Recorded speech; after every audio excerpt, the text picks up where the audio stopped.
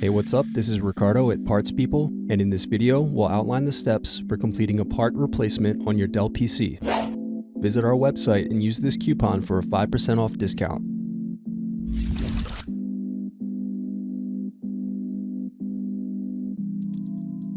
Unscrew and remove bottom base.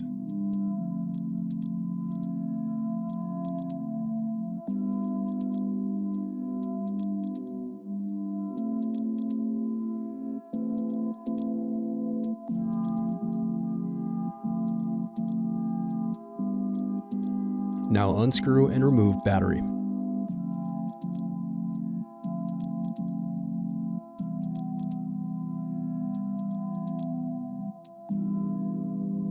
Then unscrew and disconnect hard drive. Thanks for watching. Don't forget to like and subscribe if you enjoyed this video. And if you need more, check out this playlist to watch other tutorials for your laptop.